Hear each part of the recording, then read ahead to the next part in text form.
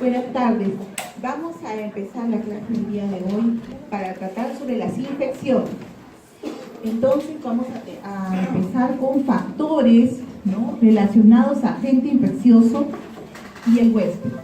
Aquí es importante empezar a describir sobre cómo se producen las infecciones, porque ustedes saben que puede haber múltiples formas como el ser humano se puede infectar. Y por qué también tenemos que tener cuidado con nuestros animales domésticos, ¿no?, nuestras mascotas, también porque también nos pueden infectar. Entonces ese es el motivo por el cual se realiza esta clase. Vamos a tener que puede haber muchas causas, y las causas de estos microorganismos pueden ser porque entran en contacto con el huésped y pueden provocar muerte incluso, ¿no? Pueden liberar toxinas que destruyen a estas células, ¿no? Incluso a distancia pueden ocasionar necrosis isquémica y por lo tanto muerte de esas zonas, ¿no? Inducen a respuestas inmunitarias del huésped. Es muy importante en nuestro sistema inmunológico cómo se va a defender de estos agentes infecciosos, ¿ya? Entonces vamos a ir a ver que hay tres componentes que nos causan enfermedad. Uno de ellos es el agente. Tenemos que el agente es un factor durante la enfermedad que puede ser ocasionado por un virus, por una bacteria. Dentro de ellas las más importantes son las bacterias, que hay múltiples virus que también los conocemos. Dentro de ellos, en esta estación, el virus de la influenza. Luego, pesticidas, o sea, son todas las sustancias que se utilizan en la actualidad para eliminar los insectos, ¿no? Lo que utilizan el baigón, lo que están todos esos insecticidas en aerosoles también producen alteraciones infecciosas, ¿no? Y alergias. Luego el calor también es un agente que puede desencadenar en una infección. El huésped, aquí tenemos que el huésped, todo ser vivo, sea un animal o sea una persona humana, ¿no? E incluso un ser vivo también son las plantas, que también se infectan, también se contaminan. Entonces, este agente va a permitir el alojamiento de este agente infeccioso, ¿no? Entonces, luego, lo que nos decía el ambiente. Porque el ambiente también, a través del ambiente, se diseminan una serie de enfermedades. Entonces, ahí tenemos la temperatura y las sustancias contaminantes, ¿no? Sustancias contaminantes que pueden estar en el ambiente, que no son tan visibles, pero que sí ocasionan enfermedades.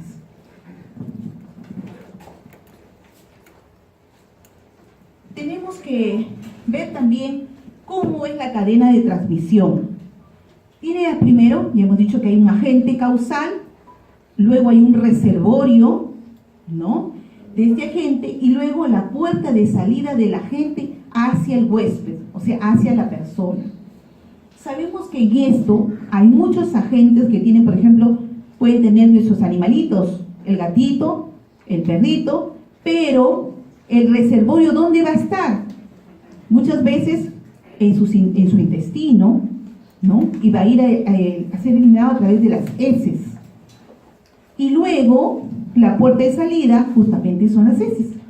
Y las personas estamos en contacto con nuestros animales, los acariciamos, no nos damos cuenta que son tan pequeñas, tan pequeñitos los agentes infecciosos que nos contaminamos. Y es así como hay la toxoplasmosis, ¿no? Es así como existe el oxiurus, ¿no?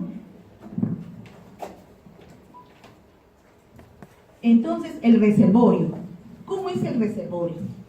Tenemos que el reservorio es el hábitat, o sea, el lugar, ¿no?, normal donde el agente infeccioso vive.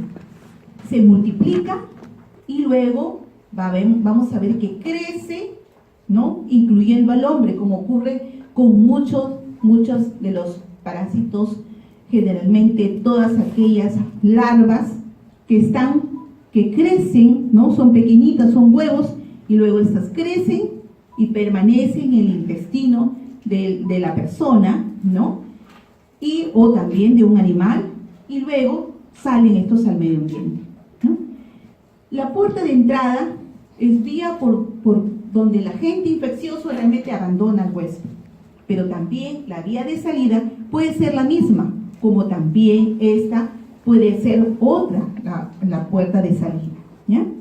Entonces tenemos que, estas son las formas como este reservorio elimina los agentes. Ahora, las formas de transmisión del agente. Vamos a ver que hay una transmisión inmediata, que esta puede ser directa y puede ser indirecta. La directa es de persona a persona. La rabia, el toxoplasma, a través de un arañazo, podemos tener la infección, ¿no? Directa hacia la persona. Por eso que el gatito, si es que es muy agresivo y le araña al perro, el perro se muere, ¿no? Porque la contaminación es directa. Luego, la indirecta. En la indirecta tenemos que el mecanismo de estos agentes en sí van a ser mecánicos, van a tender a crecer, a multiplicarse, ¿no? En los vectores, y luego estos mecanismos inanimados pueden también ser contaminados a través de los objetos, a través de los alimentos, a través del agua, ¿no? Que transporta este agente infeccioso hacia el huésped que va a estar susceptible. Todos nosotros podemos ser infectados. Ninguno puede decir yo no. Depende mucho de nuestro sistema inmunológico. El que tiene un sistema inmunológico un poco deprimido va a ser más fácil de ser el huésped de la enfermedad, y el que tiene defensas un poco más fuertes lo va a rechazar. Luego tenemos que en la cadena de transmisión puede haber agentes causales que sean biológicos, que sean bioquímicos, que sean físicos, y va a depender todos estos agentes de la patogenicidad que tienen, o sea, el grado de daño que puedan ocasionar. Luego, la virulencia en los que son enfermedades virales, ¿no? El grado de agresividad del virus, ¿no? Luego, la invasividad, porque estos no se quedan en un solo lugar, tratan cada vez de invadir, ¿no? Si están en la piel, cada vez se tratan de profundizar y producir daño. Luego, la infectividad, con qué facilidad estas personas infectan a la persona y pueden contaminar a otra, ¿no?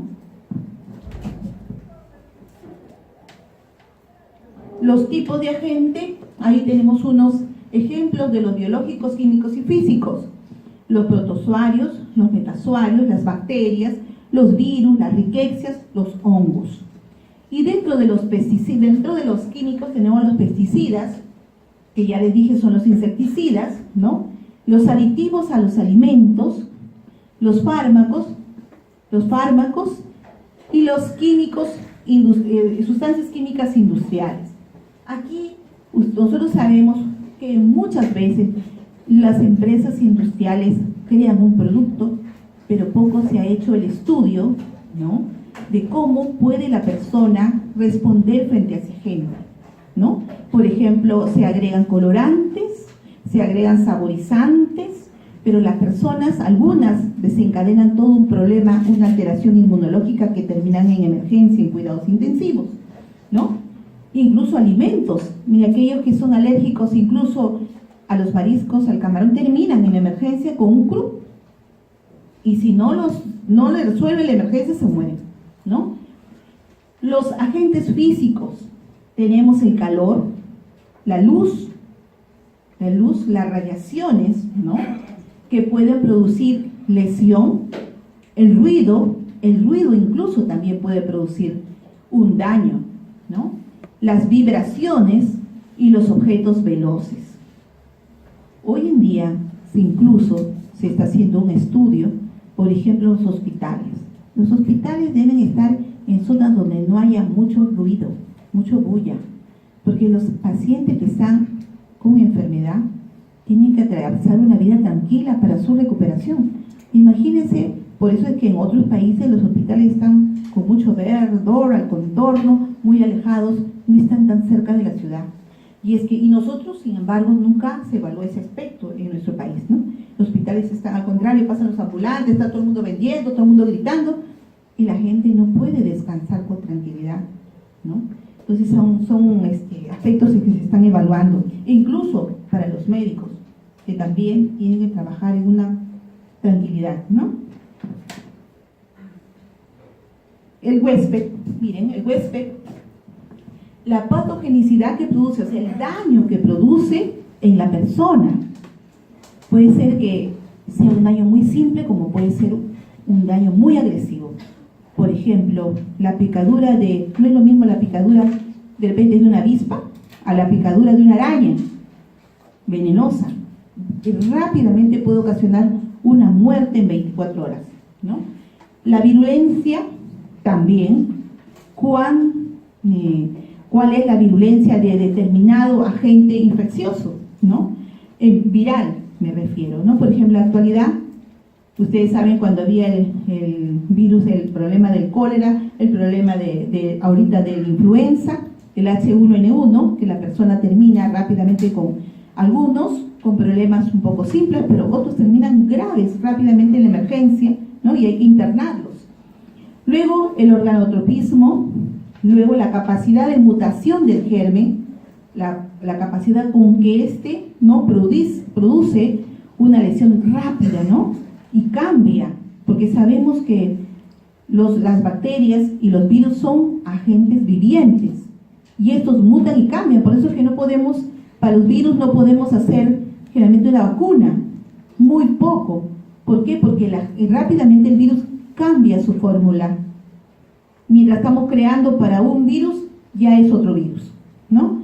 En cambio, las bacterias todavía da un poco más de tiempo, pero aún así se pensaba que se creaba un antibiótico para el estreptococo, era el específico, el mejor, y ya no había ningún otro. Hoy en día se sabe que a veces personas no responden al tratamiento. ¿Por qué? Porque ese estreptococo ya cambió. Entonces, al cambiar, ya se hace resistente a ese antibiótico. Por lo tanto, por eso ven que los laboratorios constantemente mejoran, cambian. No es el mismo agente, no es la misma sustancia, ¿no? Va variando. El medio en el cual se encuentran agente y huésped. Es importante. El medio en el cual se encuentra el agente y el cual se encuentra el huésped.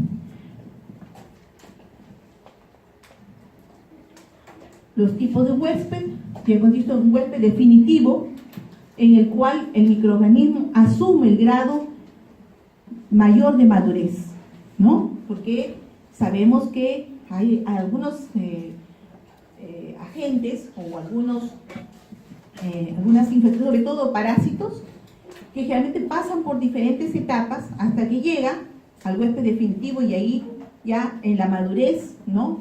de este parásito queda allí, ¿no? Desarrollado en plenitud. El huésped intermedio es cuando está todavía en estado de larva o en forma asexuada, ¿no? Entonces, por ejemplo, aquí lo que están viendo es una imagen de una infección por, ¿quién sabe? Lo que dice la gente afta, ¿no? Pero esta es una infección por herpes labial, ¿no? Que les decía es muy común, ¿no? Pero a la persona que le da, no crea que se le mejora, pero no crea que no le va a volver a dar. En cualquier otro momento le va a volver a dar, porque una vez que el virus se introduce a la persona, no se elimina nunca, ¿no? Luego, ese también, miren aquí, este es un oxiurus, ¿no? El corte, que ya en algún momento voy a sacar una laminita porque lo tenemos en apéndice. Han operado a un paciente por apendicitis y ha sido un oxiurus metido en el apéndice, ¿no? Entonces ese también es un agente. Mire, pero ahí no está en una forma sexual. Todavía no está, porque el oxiurus es un gusanito, ¿no? No está como huevo prácticamente. Entonces, el huésped padecerá la enfermedad, pero según los mecanismos de defensa que tenga la persona. Vamos a ver, ejemplo, ahí tenemos a la lisozima, que es la primera barrera de defensa de nuestro organismo. Se encuentra en la mayoría de los tejidos y de las secreciones orgánicas que nos defienden, ¿no? Por ejemplo, cuando nos resfriamos, ¿qué se produce? ¿Qué se produce cuando nos resfriamos? Secreción nasal, ¿no? Cuando nos da tos, ¿qué se produce? Una secreción también, ¿no es cierto? Lo que la gente dice flema. Ya, bueno, eso es una respuesta de nuestros tejidos al agente infeccioso, ¿no? Entonces encontramos que nuestros tejidos y nuestras secreciones responden en forma defensiva al agente, ¿no? Causal. En la inmunidad, etimológicamente, se dice que cada persona tiene un privilegio o es libre de poder responder, ¿no? Unos más o menos, unos con mayor agresividad, otros con menor agresividad, ¿no? Entonces, los tipos de inmunidad. Vamos a tener que la inmunidad natural o no susceptible, el agente no puede ni dar características que no le permitan controlar, ¿ya? En cambio, la inmunidad adquirida, vamos a ver, es mucho más pasiva, ¿no? Y produce mecanismos ajenos, produce una inmunidad que puede ser transitoria, ¿no? Y luego la persona cae en la enfermedad, ¿no? Se defiende. La susceptibilidad que tiene después del huésped. La susceptibilidad, vamos a ver la puerta de entrada por donde penetra este agente. Y vamos a ver que puede haber una multiplicación de este agente, ¿no? Porque llega a órganos y puede causar también algunos otros agentes y no servir para unos, ¿no? O sea, ese agente una vez que llega se multiplica, ¿no? Y va produciendo daño en diversos órganos. En la inmunidad humoral y celular vamos a ver que hay enfermedades que disminuyen esta inmunidad, por ejemplo, el SIDA, las neoplasias, ¿no? Aparte de que ustedes saben que los pacientes con cáncer o con SIDA están inmunosuprimidos. Entonces, ¿qué sucede? Son más susceptibles de infectarse con diferentes agentes. Los pacientes con SIDA muchas veces hacen la enfermedad más rápida es tuberculosis, ¿no?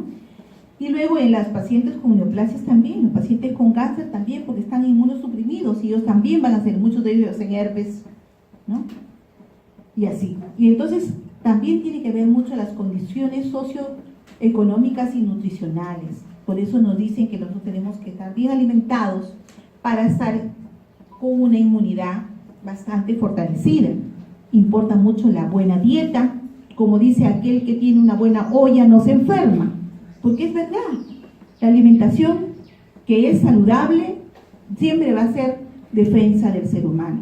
Como también sabemos que va asociado en nuestro país y en todos los países, generalmente del tercer mundo, que tienen enfermedades infecciosas, de que el aspecto socioeconómico es importante porque la persona que tiene mayores recursos consumirá mejores alimentos, ¿no? Y tendrá una forma de defenderse de las infecciones. Porque también todo eso va asociado a muchos otros factores, como tener agua, servicios higiénicos, ¿no? Para evitar las infecciones. Por eso ustedes, como alumnos de medicina, tienen que exigir que el baño siempre esté limpio. Siempre esté limpio, ¿no? Porque es una fuente de contaminación lo que ustedes están escuchando. Entonces, la susceptibilidad del huésped. Vamos a ver que hay diferentes factores genéticos y factores de resistencia y de inmunidad específica adquirida. Se han hecho algunos estudios, sobre todo por tuberculosis, y se ha visto que hay personas que están buenas y sanas, y se le ha hecho un estudio qué susceptibilidad tienen a que puedan tener la enfermedad de tuberculosis. Y hay personas que estando buenas y sanas, se les ha pronosticado de que en algún momento de su vida, si no se cuidan, van a hacer tuberculosis. Como alguna otra persona, no. Usted nunca hará tuberculosis, porque ya hay genéticamente una defensa. Una defensa. Ese trabajo lo han hecho los alumnos de Cayetano Heredia, porque decían, ¿por qué la tuberculosis existe tanto en nuestro país? Y se ha visto de que hay personas, y en todos los niveles profesionales, ¿no?, y de la población, que son más susceptibles de hacer la enfermedad de tuberculosis como otros no. Factores de resistencia, tenemos uno de ellos la piel, las mucosas, ¿no?, la acidez gástrica, los cilios, el sistema respiratorio. Entonces tenemos algunos factores que se resisten. Supongo, en la nariz tenemos algunos vellitos en la nariz y esos son los que nos defienden de las infecciones de la vía aérea. La saliva también nos defiende de la infección por la vía del tubo digestivo, como también las sustancias y la flora bacteriana que existe normalmente en el intestino. Porque cuando alguien se infecta, le da una diarrea, ¿qué es lo que nos dicen? Dieta. La dieta. ¿Y por qué la dieta? Porque se tiene que restablecer la flora bacteriana. Y la flora bacteriana está en el moco que se segrega dentro del estómago y del intestino. Las vellosidades, que son pequeñitas, ¿no? Ellas son las que tienen que fortalecerse para que luego podamos resistir toda la dieta que consumimos. Los factores que incrementan la resistencia también son importantes. La inmunidad específica adquirida, que puede ser natural como también puede ser adquirida. Hoy en día, a veces hay tratamientos que se pueden adquirir para mejorar el sistema inmunológico, que son los que se han desarrollado para los pacientes con SIDA, ¿no? Generalmente ya la industria farmacéutica trabajó para que ellos en cierto modo puedan vencer rápidamente esa depresión inmunológica que sufren. Y algunos de ellos pueden estar todavía con vida, ¿no? La inmunidad del huésped. Vamos a ver que aquí la inmunidad puede ser adquirida pasiva y puede ser que sea natural como puede que sea artificial. Entonces, en la natural, en los recién nacidos, por ejemplo, anticuerpos transmitidos por la madre, por la vía placentaria. Sabemos muy bien que la mamá transmite una serie de antígenos al bebé y su hijo está realmente protegido por la madre y máximo hasta los 6 primeros meses. Y muchos ya van disminuyendo, ¿no? Entonces, por eso es que luego tenemos que al bebé que fortalecerlo con una dieta saludable, ¿no? Y protegerlo de las infecciones. Y en ese periodo, justamente, es donde muchas veces a estos pequeños, si nacen con infecciones, imagínense, tan pequeñitos, darle antibióticos es un riesgo, ¿no? Porque todavía ellos no han desarrollado sus anticuerpos, ¿no? Tenemos la forma artificial, es cuando hay administración de anticuerpos a través del plasma, ¿no? De sangre, una transfusión, ¿no?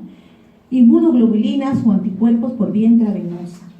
Entonces ahí vamos a ver que estamos trasladando algo ajeno a la persona, ¿no? Luego la inmunidad adquirida activa. Aquí tenemos que puede ser por mecanismos propios que provocan generalmente la inmunidad permanente, ¿no?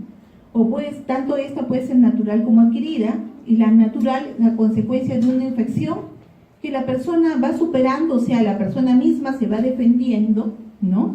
Sus anticuerpos se van, ¿no?, enfrentando a la gente. Y el otro es a través de las vacunas que podemos colocar para que la persona no pueda hacer la infección, ¿no? Como en este momento que se está vacunando la gente de forma masiva por el H1N1, porque ya hay muchos pacientes que están hospitalizados en emergencia realmente por estos cuadros, ¿no? Al menos mi hospital de emergencia ya tiene un montón de pacientes, ¿no? Entonces, por eso tenemos que justamente cuidarnos de estas infecciones. La infección del huésped.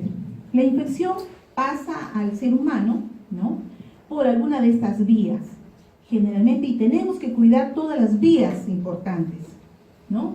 La vía digestiva, la ingestión, ¿no?, de los alimentos. Por eso tenemos que exigir que todo alimento, la manipulación de los alimentos es importante, ¿no? Y que si consumimos un producto, que sea con un control de calidad, que alguien haya certificado, que esté cubierto, ¿no? Que por lo menos en una empresa hoy en día se exige el control de calidad. Consuman una galleta en vez que esté expuesta a que esté sellada, ¿no? Y luego tenemos la vía respiratoria, es la inhalación, ¿no?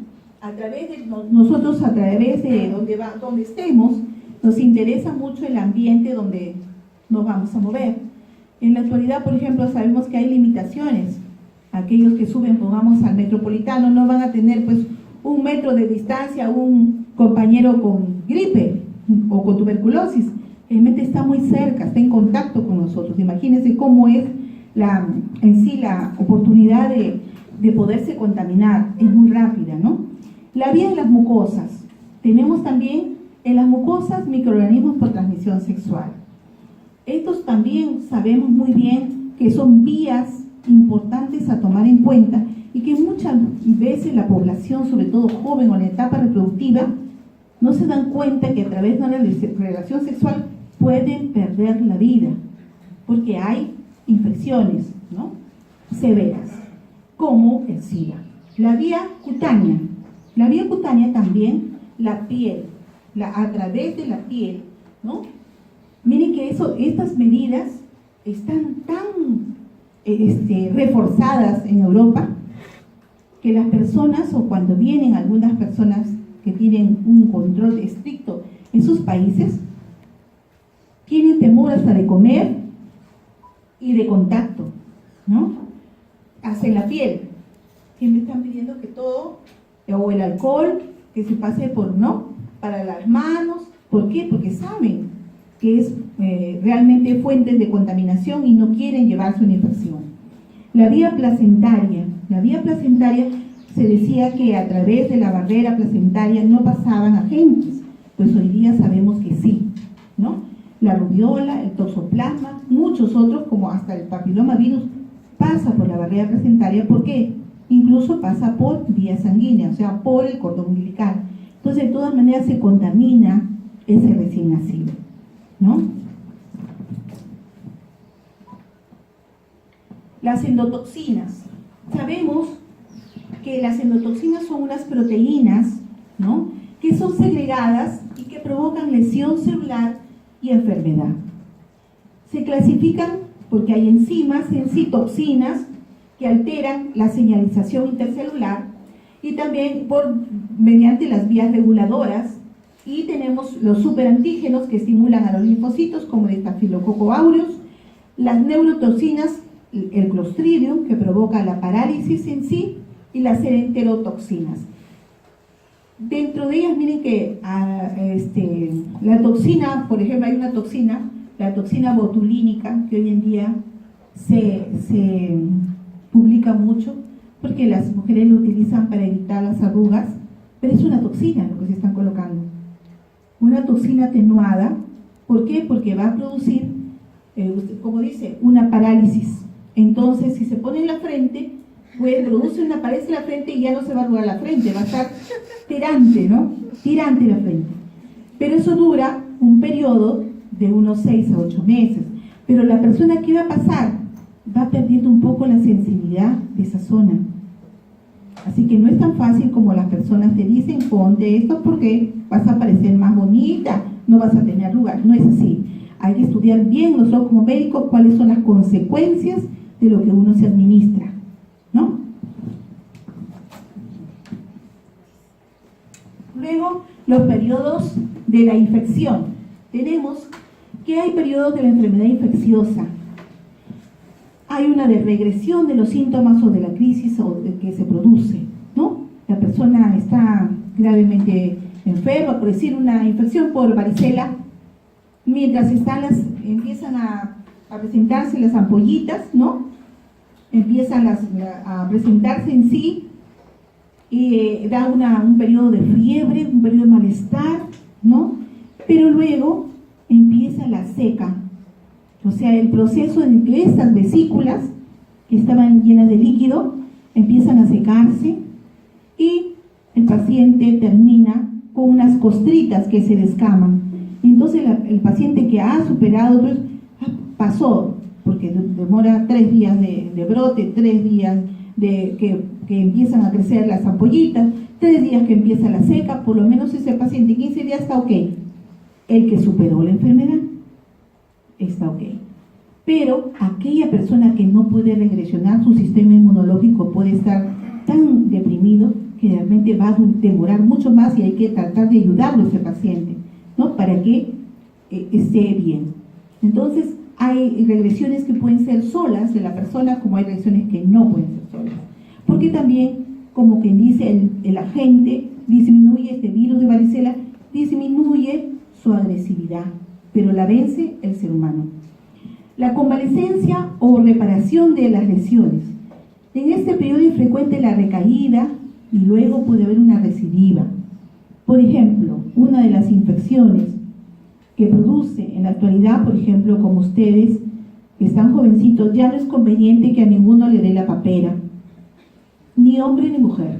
Le da la papera y lo hace infértil, ¿no? Y mañana más tarde, cuando quieran tener sus hijos, no van a poder. Porque es mejor que esa enfermedad se presente cuando son niños, muy pequeños, porque cuando están en la etapa reproductiva, lesiona tremendamente a la mujer en el ovario y al hombre en el testículo. Por lo tanto, y muchos de ellos, miren, a veces ¿qué pasa cuando un varón no le ha dado de jovencito, ni de niño? ¿Le va a dar de papá? Entonces, cuando su bebito le da, supongamos la papera, le da también la papera al papá. Y al final, el más grave es el papá que el bebito, ¿no? Porque sabemos que las personas adultas se lesionan más frente a este virus. ¿Y qué ocasiona? Muchas veces hasta los padres terminan hospitalizados con cuadros de encefalitis, ¿no? Que ya no solamente es que se vuelven infértiles, sino que también lesiona su sistema nervioso. Entonces, vamos a ver que esta convalecencia puede ser buena como puede ser mala, porque recidiva peor, si no solamente se lesiona la zona, sino se lesiona a nivel cerebral, ¿no? La transmisibilidad de la infección, o sea, con qué facilidad, si yo estoy, por ejemplo, aquí, si yo estuviera con mi enfermedad de varicela, ¿no le va a dar a ustedes? Alguno que no, por supuesto que yo lo puedo contaminar a otra persona, porque eso ocurre por transmisibilidad de la infección, transmitirle a otro, que de repente está inmunosuprimido porque uno no lo sabe, y también lo contamina. Agentes contaminados con el exterior de otros huéspedes, también. Entonces podemos tener diversas formas de contaminarnos, ¿no?, de las infecciones. Entonces la inmunidad por microbios, tenemos que ¿cómo vamos a evadir, ¿no?, inmunitariamente a estos microorganismos? Va a haber una variación antigénica, va a haber una resistencia de las defensas inmunitarias y va a haber deterioro de las respuestas antimicrobianas efectivas de los linfocitos por inmunodepresión. ¿Ya? Por esas tres causas vamos a ver cómo evadimos a los microorganismos. La transmisión infecciosa. Hay periodos de la infección que van a ir con la incubación, ¿no?, que depende en sí de la enfermedad y también de los individuos, ¿no?, de la dosis que sea de la infección, ¿no?, de la puerta de entrada y de la respuesta de cada individuo. Por ejemplo, en este periodo de incubación vamos a ver que hay algunos agentes infecciosos que en cierto modo, en una cantidad muy pequeña, pueden ser normales. Como ya sabemos que la Escherichia coli está en las heces y la podemos tener todos nosotros, pero diferente es que haya más de 100.000 colonias. Si hay más de esa cantidad, esa persona ya no es lo normal. En ese momento ya se vuelve un patógeno y por lo tanto la persona desencadena una enfermedad. Y lo lleva muchas veces a la infección urinaria en las mujeres, por la cercanía que hay entre el recto y la vagina, ¿no?, e infecta la uretra. Luego, el inicio de síntomas. Puede ser que el síntoma sea de repente, como puede ser gradualmente. Y muchos de ustedes lo van a poder experimentar, porque a veces uno no puede evadir la infección. Yo recuerdo cuando estaba haciendo mi CERU, y yo atendía mucho a los niños de pediatría, ¿no? Me gustaban mucho los niños. Y resulta que yo llego a la consulta un día y digo, ay, tengo mucho calor, y me habían salido 2 granitos que yo no tenía, 2 barritos. Y dije, ay, y justo le digo al doctor, al jefe, ay, doctor, hoy día me he levantado, no sé por qué, un poco cansada, pero me han salido 2 barritos. Y me dice, no te preocupes, hay tantos 20 historias para tus pacientes, porque a cada uno nos daban cantidad para atender. Entonces yo estaba atendiendo a los niños y cuando los iba atendiendo yo me iba sintiendo mal, peor, ¿no? Me dolía la cabeza, sentía más calor. Y digo, ay, doctor, no sé, creo que tengo fiebre. A ver, y me dice, sí, estás con fiebre. Entonces cuando me miro, digo, me ha salido otro barrito más. Oh, no, entonces tú estás haciendo una infección, me dice, ¿no? Algo te ha pasado. Y cuando efectivamente, ¿qué me empezó? La varicela. La varicela me dio en el serum, ¿no? Por eso les digo, a cualquiera de ustedes les va a dar, o sea, si piensan que no, sí, les puede dar, si no les ha dado de pequeñitos, les va a dar. Como a algunos otros colegas les ha dado la difteria, a otros la tuberculosis. O sea, el que seamos médicos no estamos exentos de contaminarnos. Podemos contaminarnos en algún momento, ¿no? Como digo, de pequeña nunca me dio ni una enfermedad porque a mí me dio la sarampión, los sarampión me dio a los 15 años. Y así, a todos cuando de pequeñito nos ha dado, de adultos nunca nos va a olvidar las infecciones, nos va a atacar como sea, ¿no? Y más cuando estamos en los hospitales, porque ustedes acá van a pasar a hospitales. En los hospitales van a estar en contacto con los enfermos, no van a estar con los sanos, sino con los enfermos. Entonces, por eso ustedes tienen que fortalecer bastante su sistema inmunológico, cuidar mucho las manos, porque a veces con todas personas nos saludamos, pero nuestros pacientes están enfermos, ¿no es cierto? El inicio de síntomas, ¿no? Puede ser de repente, como yo les decía, yo aparecí con 2 barritos y decía, qué raro, nunca he tenido, y así fue como empezaba la enfermedad, ¿no? Y luego se fue incrementando. El periodo tenemos de estado que puede ser, o sea, cómo nos encontramos, los signos y los síntomas que van apareciendo, ¿no? Poco a poco, vamos viendo que en la mañana, como es, en la tarde y en la noche ya, la persona va siendo más sembrada de lesiones, ¿no? Entonces, eso lo van a experimentar ustedes cuando estén en clínica, ¿ya? Los síntomas infecciosos, tenemos que, ¿qué va a presentar cuando una persona tiene una infección? Va a cambiar, ¿no? Va a cambiar en sí su estado de ánimo, sus síntomas que tiene, el color hasta de su piel, porque va a haber fiebre, la persona va a estar sudorosa, va a sentir que así no era y ahora suda más, luego tiene tos, luego tiene taquicardia. ¿Por qué? Porque la fiebre que está incrementada hace que aumente la frecuencia cardíaca. Puede haber vómitos, puede haber diarrea, taquipnea, ¿no? O sea, para respirar también hay un problema, oliguria, disnea, dolores. La persona puede estar más rubicunda, más rojiza, ¿no? Producto de la infección, ¿no? Porque todo nuestro organismo responde frente al problema infeccioso. La respuesta inflamatoria a los agentes infecciosos.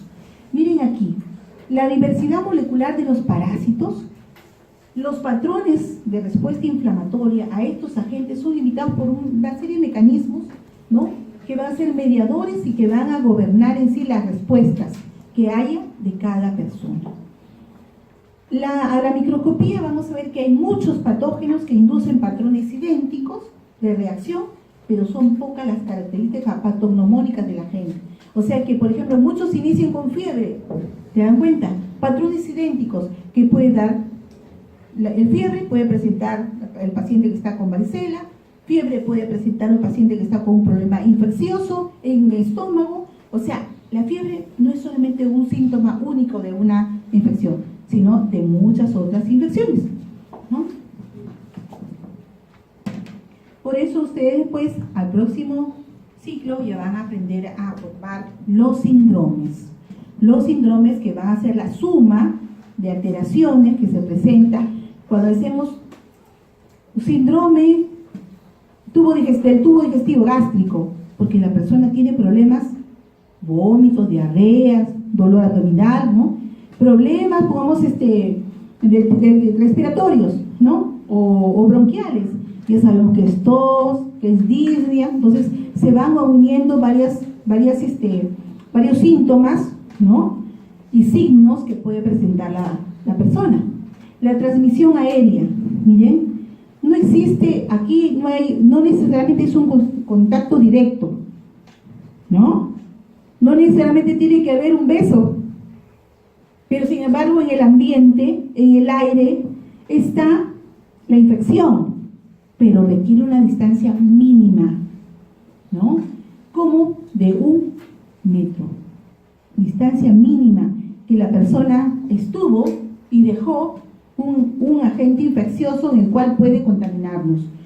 Por ejemplo, la gripe, la tuberculosis, ¿no? Se transmite por las gotitas de fluye, ¿no? Se transmite por gotas de Wells. O sea, hay diversas formas que nos podemos contaminar a través del ambiente, ¿no? Y de la forma aérea. Ambas se transmiten al hablar, al toser, al estornudar, mira. Y estas son las vías de transmisiones más frecuentes, ¿no? El estornudo, el hablar, el toser, y se está eliminando justamente parte de la infección. Aquí también, ahí están, ¿ven? Tenemos las vías altas, visibles, contaminadas. Miren, la zoonosis también a través ¿no? del ambiente, ¿no? Y también, igualmente, factores ambientales, el hacinamiento, por eso se dice que no debemos estar muchas personas hacinadas en un solo ambiente, ¿no? Porque pueden contaminar y producir infecciones. Luego, a través, en forma indirecta, podemos tener que la transmisión puede ser a través de nuestras mascotas, animales, agua, a través del agua que consumimos, a través de los alimentos. Tiene que ver mucho la condición de higiene en el lugar y el higiene de la persona. Ustedes, por ejemplo, que están aquí en la universidad, creo que desde las 8 hasta las 8, son 12 horas, ¿no? 12 horas. Entonces, no debe faltar agua en el baño para lavarse las manos y debe haber jabón, ¿no? Debe haber jabón, es obligatorio. Ojalá lo hagan obligatorio y las sancionen en la universidad. Yo pienso que las sanciones para que les ponga jabón, agua, papel higiénico, porque hoy en día en toda parte están exigiendo, ¿eh? Están evaluando, yo les digo, están evaluando, que evalúen aquí para que les pongan papel, todo. Así tiene que ser, porque si estamos formando estudiantes de medicina, que tenemos que enseñarles justamente las medidas de control, ¿cómo no les vamos a poner? Que además no es mucha plata, no cuesta mucho. Las condiciones del medio ambiente con hongos, ¿no? También. Imagínense, por ejemplo, y ustedes como estudiantes lo van a ver, no es bueno asignar muchos papeles, ¿no? Archivos. ¿Por qué? Porque si no los revisamos y los limpiamos diariamente, va a haber hongos. Y los hongos también contaminan al ser humano, ¿no? A través de vectores, miren, de forma pasiva, a gente que es transportada por un artrópodo, ¿no? Entonces, que ustedes saben que todos los animalitos a través de las patitas, ¿no? Pueden transportar agentes e infectarnos. En forma activa, ¿no? Ingieren un microorganismo infectado por picadura y puede ocurrir un cambio de su ciclo evolutivo y contaminar todos estos animales pequeñitos, ¿no? Contaminación por alimentos, con carnes, con leche, con verduras y mariscos, como ya habíamos estudiado, por ejemplo, la leche, ¿no? Y la carne son también alimentos que consumimos diariamente y que pueden ser contaminados. La leche, sobre todo, por eso los animales tienen que pasar también por un examen médico por los veterinarios para que sus productos que se van a elaborar con la leche, el queso, por ejemplo, el queso es un alimento que constantemente puede infectar a las personas. Se hizo un trabajo de investigación que de 8 mercados de Lima, 7 mercados estaban contaminados con queso y con listeria. Entonces, y la listeria ustedes saben que produce aborto o infección en el bebé de una mujer embarazada. Los mariscos, miren, los mariscos también.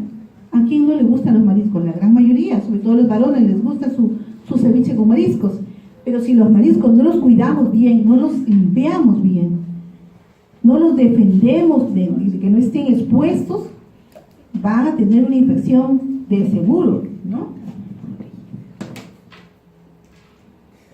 La transmisión sexual también es otra forma de contaminación por contacto. La candidiasis también, aunque la candidiasis también sabemos que puede estar presente en personas, generalmente los niños, que están inmunodeprimidos, no necesariamente por contacto sexual. Tenemos muchos niñitos a veces en los hospitales que tienen candidiasis. Transmisión de mucosas por la mononucleosis infecciosa, por la difteria. Por ejemplo, la difteria. Mira, la difteria es una infección que se produce y que muchos también estudiantes de medicina lo padecen. La difteria se produce una infección en la vía de las mucosas y hay personas que terminan en los adultos, sobre todo, graves en el hospital, ¿no? Transmisiones por las manos. Por las manos vamos a producir el impétigo y la erisipela, que pueden producirse, como también pueden producirse algunos tipos de papilomavirus, como son las verrugas. Las verrugas son papilomavirus. Quizá no las que producen cáncer, pero las tipo 6, tipo 11, que son las que son benignas, pero que sí producen esos nodulitos, esas elevaciones, ¿no? Y se producen en las manos y en el cuerpo. Luego la contaminación por heces, la contaminación en orina, por mucosas nasales, y ahí tenemos la salmonela, la shigella, la pseudomonas, el acinobacter, ¿no? Hay muchos que pueden producirse, los rotavirus, una serie de infecciones que se pueden producir a través de las heces de la orina, ¿no? La toxicidad infecciosa de alimentos, ¿no? De los alimentos, por medidas de control. Sabemos que los alimentos pues deben estar protegidos, algunos es necesario colocarlos en refrigeración, pero por ejemplo, como yo les decía, la shigella, lo que les decía la listeria no se protege ni con el refrigerador, porque ella puede vivir a 4 grados como puede vivir a 120 grados. Imagínense que si la ponemos el queso en el refrigerador, igualito siguen las bacterias de la listeria. Si la ponemos al calor, igualito sigue. ¿Por qué? Porque esa bacteria tiene la oportunidad de vivir a grandes temperaturas y a bajas temperaturas. La transmisión intraparto, ¿no? Ahí tenemos que justamente tenemos que tener mucho cuidado en el momento del trabajo de parto, porque por el canal de parto, que es por la vagina, donde va a pasar la cabeza del bebé. Y si una mujer está con una infección, va a infectar a su bebito cuando pase. Y va a tener problema en los ojitos, ¿no? Porque se van a bañar con el líquido que está contaminado.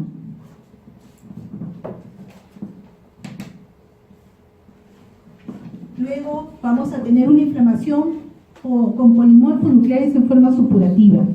Aquí tenemos que se va a producir un daño tisular agudo, caracterizado porque va a haber un aumento de la permeabilidad vascular y exudación de los neutrófilos, ¿no?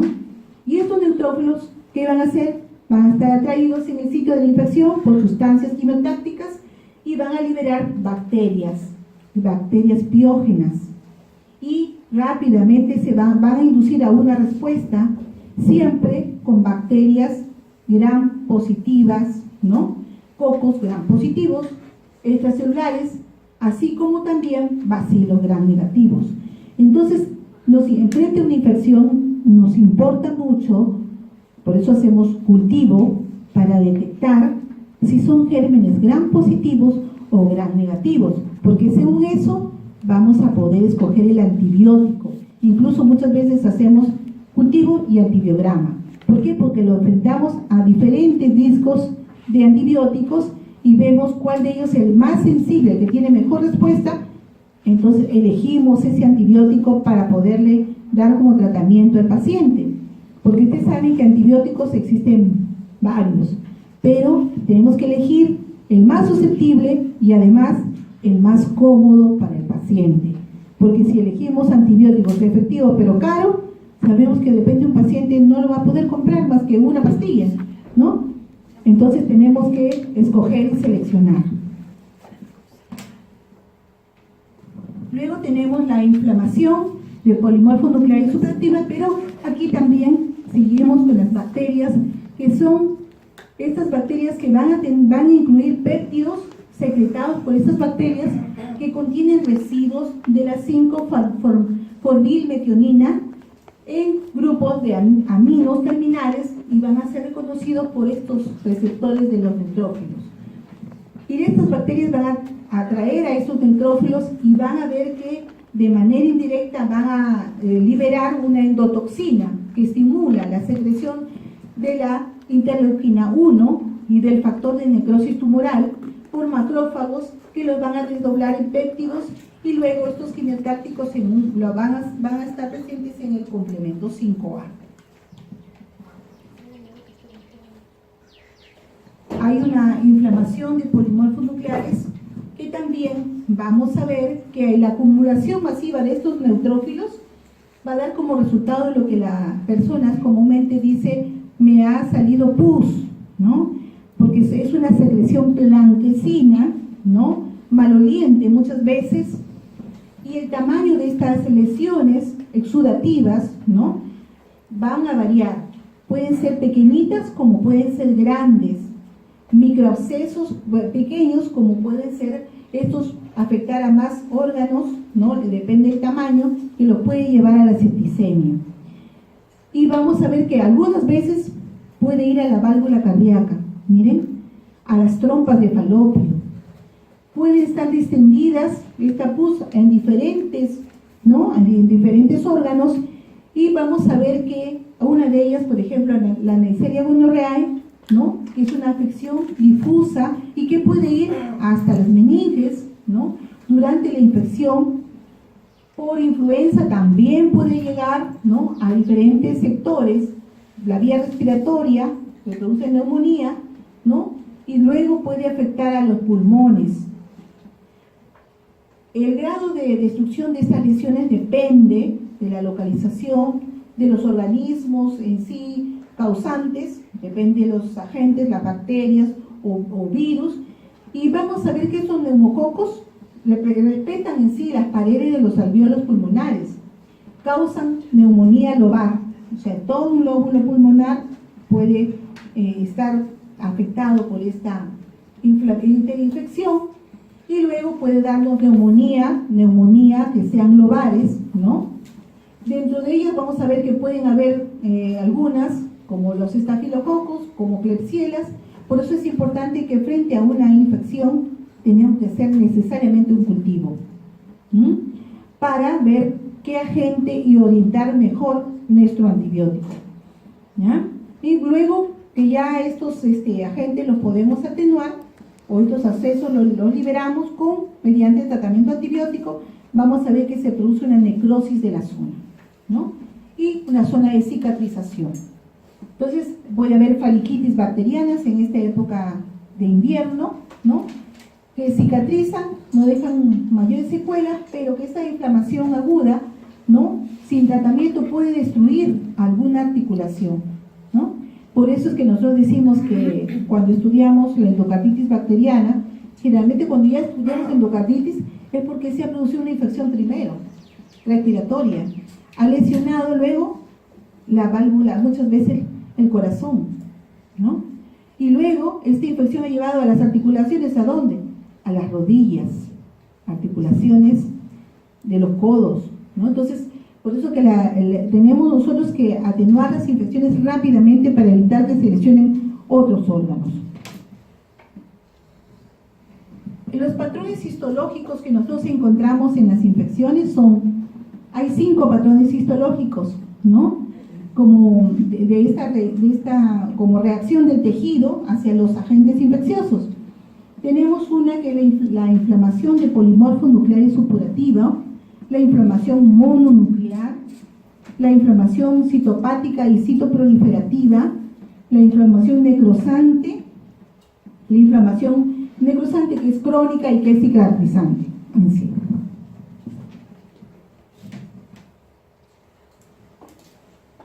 En la inflamación por mononucleares vamos a tener ahí, por ejemplo, en el SIDA, que carecen de células T, que son cooperadoras, y no pueden realmente integrarse como respuestas inmunológicas a otros organismos que presentan en muchos tejidos macrófagos, como por ejemplo el Mycobacterium avium, ¿no? Porque ustedes saben que hay el Mycobacterium tuberculoso, hay uno de los Mycobacterium que es el avium, que es el que afecta más a los pacientes de SIDA, ¿no? Y no es el otro tipo, ¿no? En cambio, en las infecciones por lepra o por leishmania cutánea, inicia la respuesta inmunológica y vamos a ver que esas lesiones, vamos a ver que hay pocos macrófagos, pero va a haber mucha respuesta de linfocitos en la lepra y en la leishmania, que generalmente, a Dios gracias, son enfermedades que se están controlando y que ya no vemos, por lo menos en Lima no se ven, pero sí en zonas no tropicales. Luego, la inflamación granulomatosa, que es una forma distinta de respuesta inflamatoria mononuclear por agentes infecciosos, como ahí sí tenemos al Mycobacterium tuberculosis, y a los agentes, ¿no? Por diversas, generalmente por parásitos que son a través de huevecillos, ¿no? De quistosomas. Y la inflamación granulomatosa casi siempre responde a una reacción inmunológica que va a ser mediada por células, ¿no? Entonces nosotros vemos que, por ejemplo, la respuesta que hace la tuberculosis es formarse los granulomas, y que ustedes han visto que se forma como una corona, ¿no? Alrededor del granuloma, que está conformado por células epitelioides plasmáticas y pueden estar las células tipo Langhans, ¿no es cierto?, que están presentes en la tuberculosis, en la Mycobacterium tuberculosa, pero que la Mycobacterium avium no es igual. Es similar, pero no es igual. La inflamación mononuclear, aquí también tenemos que cuando son los infiltrados ya intersticiales, difusos, por estos mononucleares, vamos a ver que este proceso aquí ya es crónico cuando es difuso, ¿no?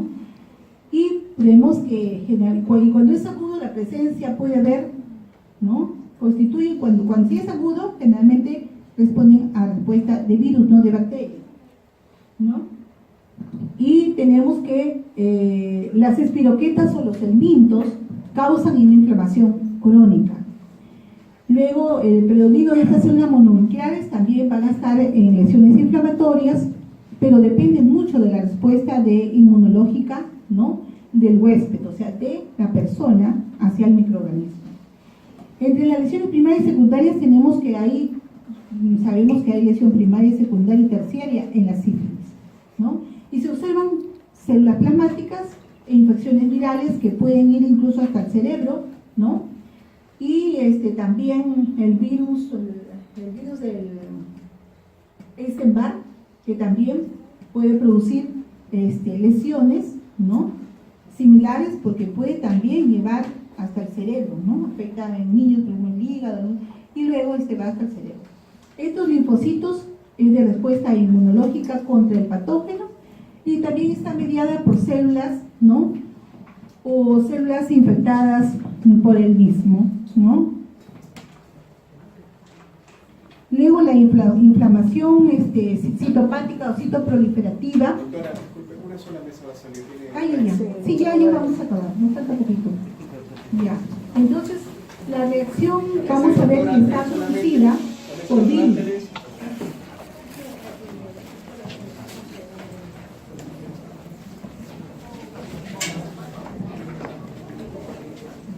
Esta reacción citopática, citoproliferativa, esta reacción está producida por virus y se caracteriza por el daño a las células individuales del huésped con respuesta inflamatoria que puede ser escasa o puede estar ausente incluso, ¿no? Algunos virus vamos a ver que se replican dentro de la célula y forman agregados virales visibles, los cuerpos de inclusión, como son los citomegalovirus, como son los adenovirus, que producen como un halo, ¿no? Claro.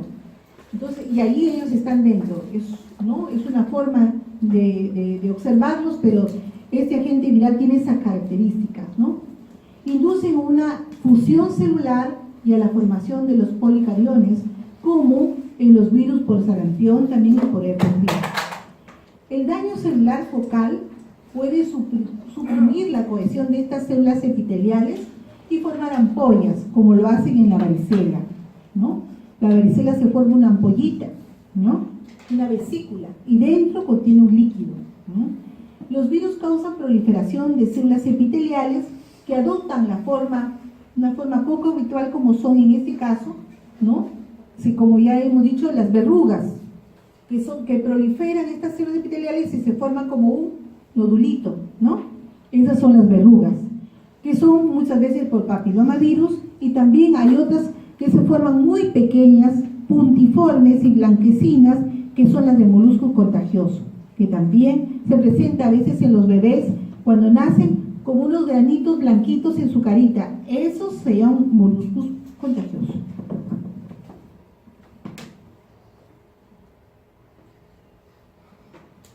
Otra inflamación necrosante, aquí necrosante, es el Clostridium perfringens.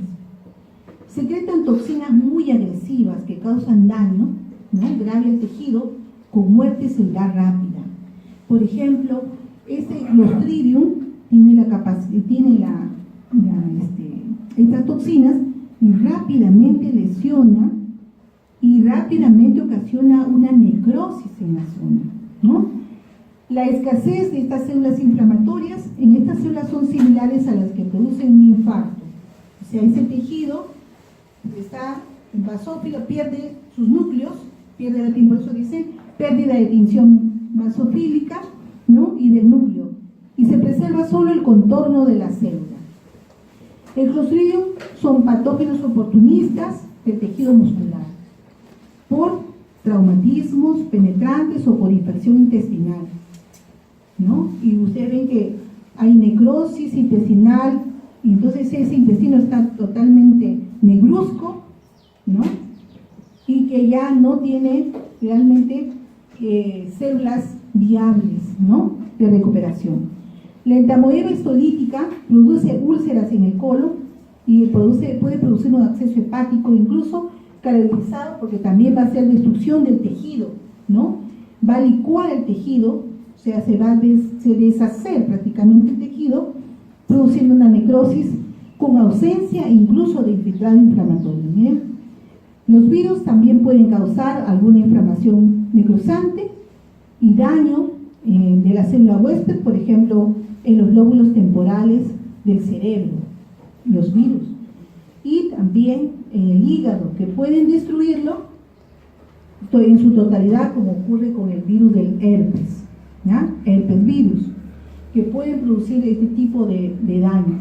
Entonces, tenemos pues que nosotros, por ejemplo, otros que también producen lesiones así necrosantes son las toxinas que tienen las arañas.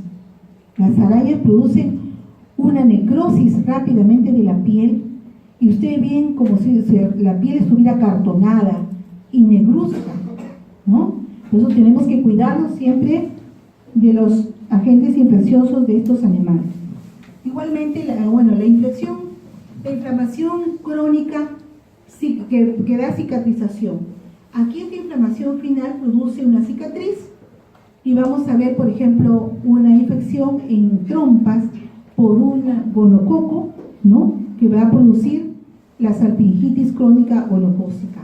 Entonces, estas personas, o mejor dicho, como es la trompa, en las mujeres que se infectan por un gonococo, que se produce por un problema de infección sexual, vamos a ver que va a producir una obstrucción muchas veces de la trompa uterina. Luego, la infección crónica por el virus, ¿no?, también de la hepatitis y de muchos virus que producen lesión gravemente, o sea, en el hígado, van a producir cirrosis hepática, ¿ya?, y van a formarse tabiques fibrosos, ¿no?, rodeados de nódulos de hepatocitos, como hemos visto en las características de la cirrosis, ¿no?, zonas fibrosas que lo ponen como nódulos al hígado, ¿no?, y evitan que se regenere las células hepáticas. Los mecanismos de defensa. Aquí tenemos, para iniciar, y aquí continuamos la siguiente clase, tenemos que en los mecanismos de defensa, el huésped se protege contra la infección, ¿no? Entonces, ¿qué va a haber? Barreras naturales que son la piel, las membranas y las mucosas, que siempre están preparadas en nuestro organismo para defendernos de las enfermedades. Respuestas inmunitarias inespecíficas. Nuestras células, ¿no?, fagocitan nuestros neutrófilos, nuestros macrófagos, ¿no?, que van a protegernos realmente de las infecciones. Respuestas inmunitarias, ahí tenemos, por ejemplo, los linfocitos, ¿no?, y anticuerpos que cada ser humano puede tener para poderse defender de las infecciones o de cualquier otro agente infeccioso. Entonces, hay dentro de los agentes infecciosos virales, miren, tenemos aquí al sarampión, a la rubiola, a la parotiditis como infecciones virales, ¿no? Entonces, el sarampión es una enfermedad muy contagiosa. Menos mal que hoy en día la gran mayoría se vacuna y ya no sufre de la enfermedad, ¿no? Hay secreciones que generalmente se producen a nivel nasal y a nivel oral, y vamos a ver que hay generalmente la incubación es de 10 días y la persona va a empezar a presentar fiebre, una zona de un pequeño resfriado. Muchas de las infecciones virales van a empezar como un pequeño resfriado. La persona siente un poco de secreción nasal, un poco de malestar, un poco de cefalea, inicio de una infección viral. ¿De cuál? Todavía no la saben, hasta cuando no vaya continuando sus manifestaciones, ¿no? Entonces empieza con fiebre, catarro, va a haber un exantema, o sea, unas zonas enrojecidas en el cuerpo, ¿no?, como manchitas, y luego una lesión o una inflamación nasoconjuntival, o sea, empieza a lagrimear un poco los ojos y la nariz. El tratamiento ya sabemos que son antibióticos y hay que evitar más bien que esta persona haga una infección. ¿Y cuál de ellas? Neumonía, la más frecuente, ¿no? En la rubiola, que también es una enfermedad exantemática porque también tiene lesiones que van a brotar en la piel, vamos a ver que la incubación es de 10 a 15 días. Este exantema inicialmente inicia en la cabeza. La gente dice, y ustedes van a aprender ya los signos, es como que se pone la camiseta por arriba. Empieza por el cuello y va descendiendo. En cambio hay otras que no es así. Empieza en otra forma. Ya los vamos a ir describiendo. Entonces, vamos a ver que el exantema inicia en la cabeza, como les dije, se extiende en 24 horas al resto del cuerpo. Y generalmente estos pacientes, hoy en día hay vacuna para la rubiola, ¿no? Entonces cada vez va incrementando. Tenemos que tener mucho cuidado con esta infección porque sobre todo produce mucho daño en la mujer embarazada, como ya hemos estudiado, que produce la catarata, que produce una serie de lesiones, oído, sordera e incluso el cerebro, ¿no? Y entonces se debe, como prevención, debemos vacunarnos con la rubiola, que ya hoy en día hay vacuna, ¿no? Entonces la parotiditis, miren, la parotiditis también, que son las paperas, ¿no? La parotiditis produce una inflamación de las glándulas salivales, generalmente la parótida. Su etiología ya sabemos que es un virus, ¿no? Se encuentra en la saliva y se transmite mediante las gotitas de fluye. El inicio también es fiebre, cefaleas y vómitos. Y vamos a ver que va a presentar una inflamación, una hinchazón de esta zona, ¿no?, de donde está la parótida. Y puede luego presentar una serie de complicaciones, como ya le manifestaba, que incluso puede ir hasta el cerebro. Esta medida también puede controlarse por vacunaciones. Sabemos que en nuestro país hay ya vacunas que están realmente disponibles, ¿no? Pero también sabemos que hoy en día hay cantidades de vacunas en las cuales tenemos que conocer su procedencia. Hubo todo un artículo sobre la vacunación contra el VIH, que ya se ha vacunado en la zona de Piura a casi todas las mujeres de etapa escolar, ¿no?, de los últimos años, cuarto, quinto año secundario, para evitar que ellas tengan hijos con, ¿no?, alguna infección por papilomavirus o que hagan el cáncer.